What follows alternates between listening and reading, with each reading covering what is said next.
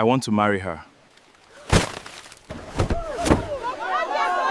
My men have brought gifts, and I will provide anything else you ask. Just give me your daughter's hand in marriage. No man spends this much money unless he wants. That was how the story began. The day wealth came looking for poverty. The day a rich man from Lagos arrived in a forgotten village. And the day Amara's life changed forever. At the time, she thought heaven had finally answered her prayers. She had no idea she was walking toward the greatest trial of her life. Amara lived in a small village surrounded by farms and rivers. Life there was simple. Nobody was rich. Nobody was famous. Most families survived through farming. And among all the young women in the village, none was more admired than Amara. Not because of her beauty, though she was beautiful, very beautiful, tall, graceful, with long natural hair that flowed down her back, skin that seemed to glow beneath the African sun, and a smile capable of brightening the darkest day. But that wasn't why people loved her. People loved her because of her heart. Every morning before sunrise, Amara was awake, fetching water, cleaning the compound, preparing meals, working on the farm, taking care of her parents, especially her parents, because both of them were blind. Nobody understood how their love story had happened. Many years earlier, two blind people had somehow found each other, fallen in love, gotten married, and against all expectations, had given birth to a daughter. A daughter that became the pride of the village. Amara never complained, not once, even when life became difficult, even when there wasn't enough food, even when other young women mocked her simple lifestyle. She simply worked harder and prayed harder. Little did she know, someone had been watching her from far away. Every evening after dinner, Amara sat with her parents. Her mother would hold her hand. Her father would read scripture from memory. Then they would pray together. One evening, her mother said something unusual. "My daughter." Amara smiled. "Yes, Mama? If God blesses you one day, never forget him." Amara laughed softly. "What blessing, Mama? We can barely afford food." Her mother squeezed her hand. "God's blessings don't always announce themselves before they arrive." Amara smiled. She didn't know it then, but her mother's words would follow her all the way to Lagos. While Amara lived in the village, Arinze lived a completely different life. He lived in Lagos, a city where dreams were built and destroyed. A city filled with wealth, power, ambition, and secrets. Arinze was wealthy, very wealthy. Luxury cars, businesses, properties, everything a man could want. Yet, despite all his success, he remained unmarried. Women constantly pursued him. Models, socialites, daughters of wealthy families. Yet, he rejected them all. Then one day, while traveling through a rural community for business, he saw Amara working on a farm. Just for a few seconds, that was all. But those few seconds changed everything. From that moment on, he became obsessed. Not because of her beauty alone, but with something else. Something far more important. Something he never intended to tell her. The day Arinze returned to Lagos, he informed his parents. "I found my wife." His mother smiled. "Finally. Who is she? What family is she from?" Arinze answered calmly. "A farmer's daughter." The room became quiet. His father's smile disappeared. His mother frowned. "A farmer's daughter? From which family?" "A poor family in a village." His mother's face changed immediately. "No." Arinze looked up. "No? No." His father nodded. "Find someone else." Arinze remained calm. "I've made my decision." His mother stood.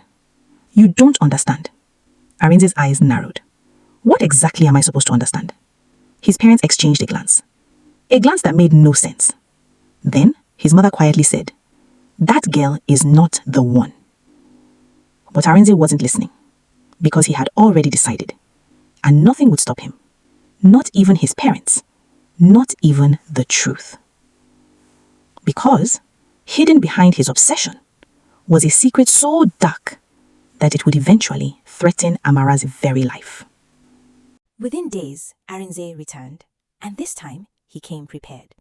The entire village gathered at the village square. Nobody wanted to miss the event. People had heard stories. Stories of rich men from Lagos, stories of politicians, stories of businessmen. But nobody had ever seen anything like this. Truck after truck arrived. Bags of rice, tubers of yam, goats, cows, boxes of expensive gifts, and envelopes filled with money. The village chief shook his head in disbelief. Women whispered among themselves, Young men stared with envy. Even Amara could barely believe what she was seeing. Her father sat quietly, listening, unable to see any of it, but he could hear the excitement in the crowd. And, strangely, it troubled him.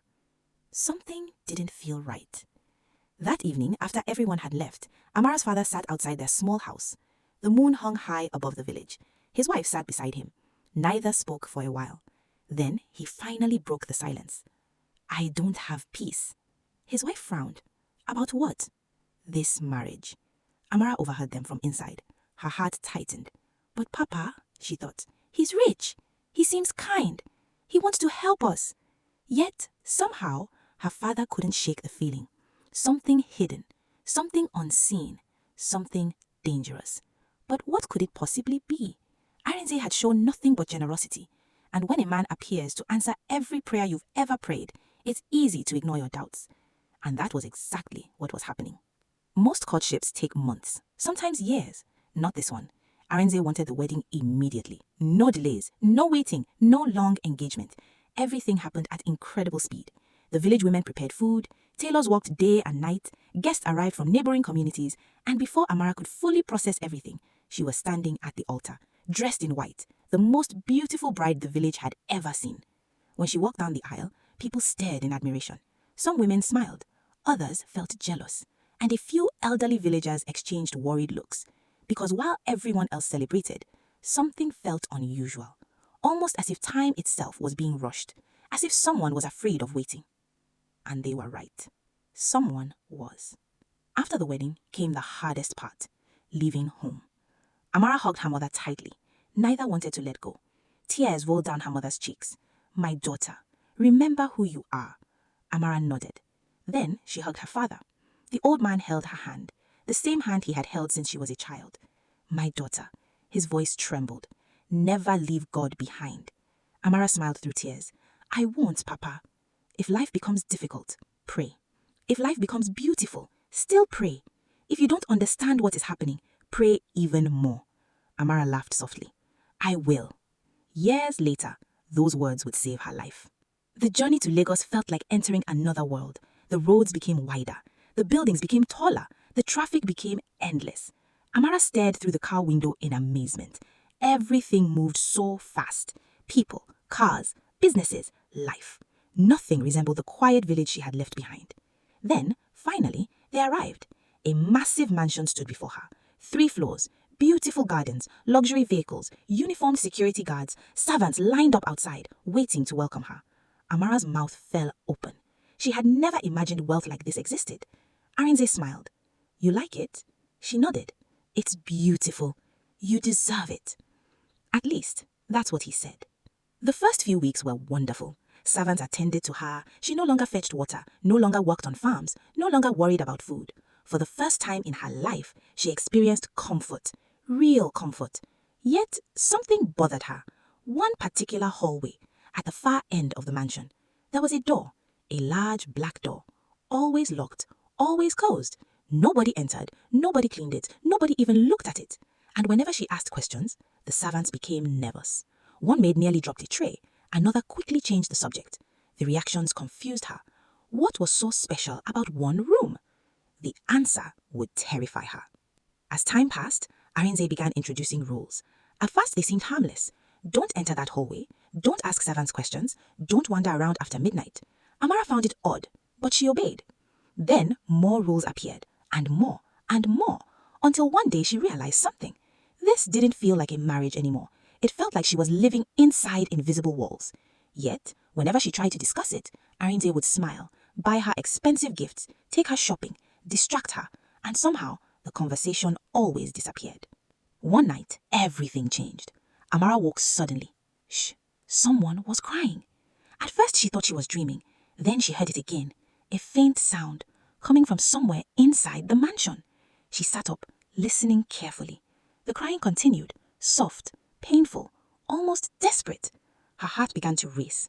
She stepped out of bed, quietly opened her bedroom door, and followed the sound. Down the hallway, past several rooms, until she reached the black door. The crying stopped, instantly. The silence that followed felt even worse. Amara stood frozen, staring at the door. Every instinct told her to leave, Yet, curiosity pulled her closer. Slowly, she reached toward the handle. Then, suddenly, "Amara!" she screamed, spinning around. Arinze stood behind her. His face was unlike anything she had ever seen. Gone was the charming husband. Gone was the gentle smile. His eyes were cold, dangerously cold. And for the first time since their marriage, Amara felt afraid of him. Truly afraid. "What are you doing here?" His voice was low, controlled, but filled with anger. I heard something." Arinze stared at her for several seconds, then looked towards the door, then back at her. Finally, he smiled, but the smile didn't reach his eyes. "Go back to bed." And that was the moment Amara knew something was terribly wrong, something far darker than she had imagined, and the truth was about to reveal itself. For 3 days after the incident at the Black Door, Arinze barely spoke to Amara. The mansion felt different, colder, heavier. The servants avoided eye contact. The laughter that once filled the house disappeared. Even the air seemed tense. Amara tried convincing herself she was imagining things, but deep down, she knew something had changed. Then, on the 4th night, Arinze entered their bedroom. Without a word, without a smile. He simply stood there, watching her. Finally, he spoke. "Come with me." A chill ran through her body. "Where?" "You'll see." For reasons she couldn't explain, fear gripped her heart. Yet, she followed. The hallway felt longer than ever. Their footsteps echoed through the mansion. The black door stood before them, silent, waiting. Arinze reached into his pocket, pulled out a key, and unlocked it. The door creaked open. Amara immediately felt cold. Not normal cold, the kind of cold that seems to reach into your soul. The room was dimly lit. Strange candles burned in every corner. Symbols covered the floor. Dark red cloth hung from the walls. And at the center of the room stood something that looked like an altar. Amara froze. Her stomach tightened. Nothing about the room felt normal. Nothing. Then she noticed photographs. Dozens of them. Men, women, young people, old people. All smiling, some frightened. All placed around the altar. "What is this?" she whispered. Arinze said nothing. He simply watched her and smiled. A smile she had never seen before. When Arinze finally spoke, his voice sounded different, colder, darker, almost like someone else was speaking through him.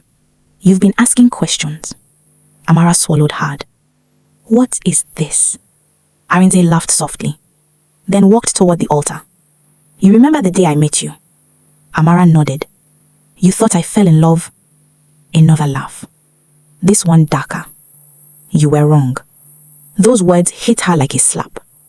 Amara stared at him, confused. "What are you talking about?"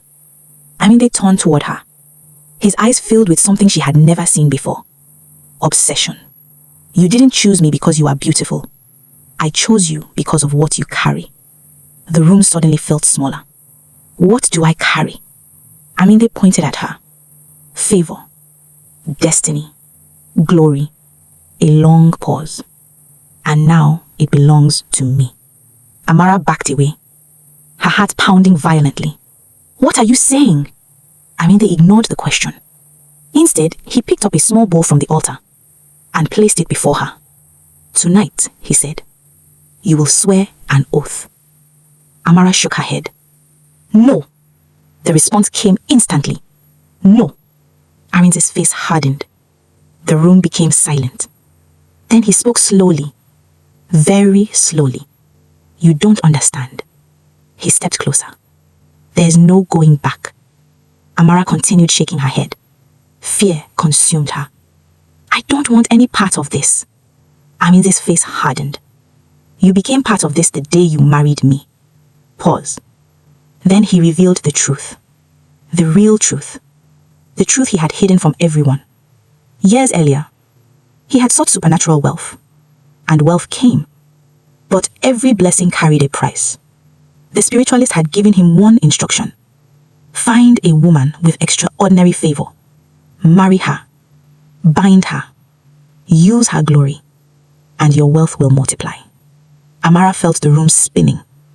"No," she whispered. No, this isn't real. But deep down, she knew it was. Because suddenly, everything made sense. The rush, the obsession, the marriage, the lies, the locked room, everything. Then came the worst part. The part that shattered what remained of her world. Arinze looked directly into her eyes and said, "You have 10 years. Long pause. Amara blinked. What? You heard me. You have 10 years. Fear exploded inside her. What does that mean? Arinze sat calmly, as if discussing the weather. It means your glory will continue strengthening me. It means your favor will continue increasing my wealth. It means your destiny belongs to me. And when the 10 years end, pause, you die. Silence. Total silence. Amara couldn't breathe, couldn't think, couldn't move. She stared at her husband, the man she had trusted, the man she married, the man she thought loved her, and she realized she had never known him at all. Scene 19.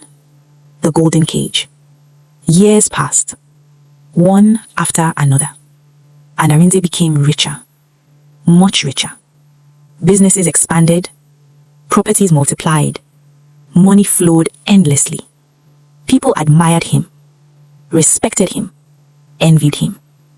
They called him successful, visionary, blessed. Nobody knew the truth. Nobody knew where the wealth came from. And while Arinze grew stronger, Amara slowly began to fade. Not physically, at least, not at first. But inside, she felt trapped, empty, lost.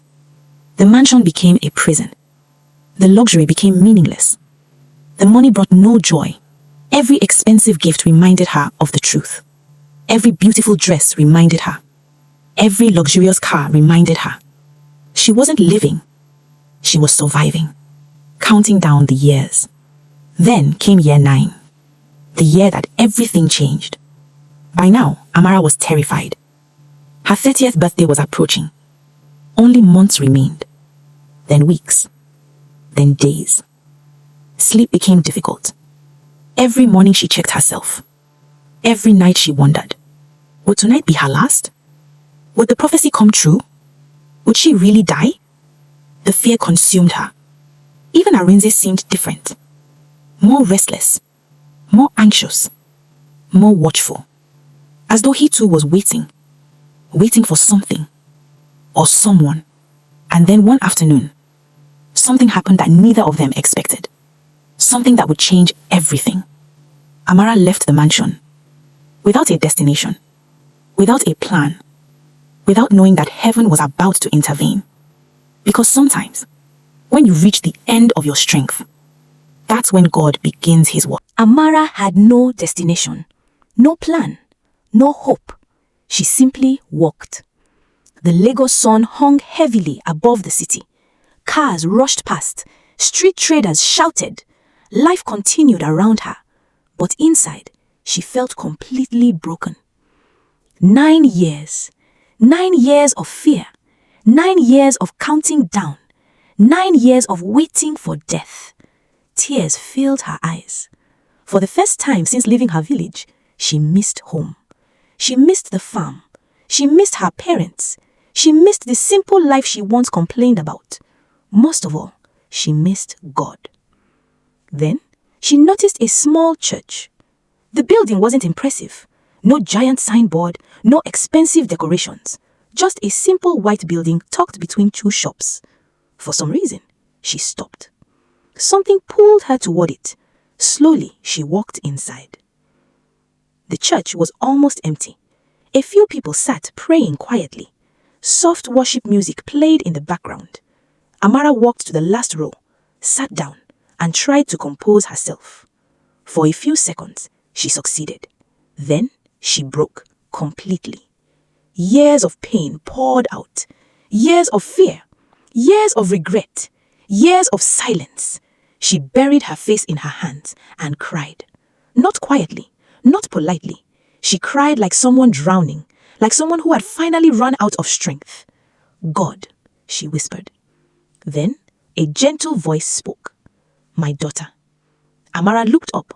Standing before her was an elderly woman, dressed completely in white. Her face radiated peace, the kind of peace Amara hadn't felt in years. The woman sat beside her and gently held her hand. My daughter, why are you crying? For some reason, Amara told her everything. Everything. The marriage, the secret room, the altar, the oath, the 10 years, the fear, the approaching birthday, everything. When she finished, the woman remained calm, completely calm. Then she smiled and said, Is that all? Amara blinked. What do you mean? The woman squeezed her hand. No covenant is stronger than Jesus. No darkness is greater than God. Amara stared at her. Hope flickered for the first time in years. But he said, I'm going to die. The woman smiled again. Men say many things, but only God has the final word. That day changed everything. The woman began teaching Amara how to pray, how to fast, how to stand on God's promises, how to reject fear, how to trust God again. Day after day, week after week, month after month, Amara prayed. Every morning, every evening, every night. She read her Bible. She worshipped. She cried. She believed. Slowly, something began changing. The fear started disappearing. The nightmares became weaker. The heaviness lifted. And for the first time in years, she felt alive again. Meanwhile, Arinze noticed, and he wasn't happy. One evening, Arinze stared at her across the dining table. Something was different. The fear he once saw in her eyes was gone, and that frightened him. You've changed. Amara said nothing. You've been praying. Still, she said nothing. For the first time, Arinze looked nervous, very nervous, because he knew something she didn't. The power controlling her life depended on fear, and fear was losing its grip. The closer her 20th birthday came, the more anxious Arinze became. He stopped sleeping, stopped smiling, stopped acting confident, because deep down he knew something was slipping away. Finally, the day arrived. Amara's 30th birthday. The date Arinze had spoken about for 9 years. The date she had feared. The date she once believed would be her last. Morning came. Amara woke up. Nothing happened. She prayed. Nothing happened. Afternoon arrived. Still nothing. Evening came. Still nothing. Amara sat quietly in her room. Alive. Healthy. Breathing. The fear that had haunted her for nearly a decade suddenly disappeared because she finally understood something. The prophecy had failed. God had the final word. Not Arinze, not the altar, not the oath, not fear. God. But while Amara celebrated life, something terrible was happening elsewhere. The next morning, Arinze disappeared. Servants searched the mansion. His phones were unanswered. His business partners panicked. Then someone found him, running barefoot through the streets, laughing, crying, screaming, talking to people who were not there. His mind was gone, completely gone. Within weeks, his businesses collapsed, deals failed, accounts emptied, properties vanished. The fortune he spent years building disappeared almost overnight. People were shocked. Nobody could explain it. But Amara remembered something the woman had once told her. What is built through darkness cannot stand forever. And now, those words had come true. Amara left the mansion. She never looked back. Instead, she dedicated her life to God. She helped widows, supported struggling families, built programs for the blind in honor of her parents. She traveled, preached, encouraged others, and shared her testimony. Year after year passed. 30 became 40, 40 became 50, 50 became 60. Still alive, still healthy, still serving God. And every birthday reminded her one thing: God had saved her. Many years later, as an old woman, Amara sat beneath a tree surrounded by children. One little girl asked, Grandma Amara, what's the greatest lesson you've ever learnt? Amara smiled, then looked toward the sky and answered, the greatest lesson, then paused. The greatest lesson: not every open door comes from God. The children listened carefully. Amara continued, wealth without peace is poverty. Success without God is dangerous. And no matter how far you fall, God can still lift you. The children smiled, and so did Amara, because she knew something they were still learning. Sometimes the greatest miracle isn't becoming rich. Sometimes the greatest miracle is being free. And Amara was finally free. The end. If this story touched your heart, remember, no chain is too strong for God to break. No mistake is too great for God to forgive. And no life is too far gone for God to restore. Because when God says you will live, no darkness can say otherwise. Thank you for watching Stories by Omoti.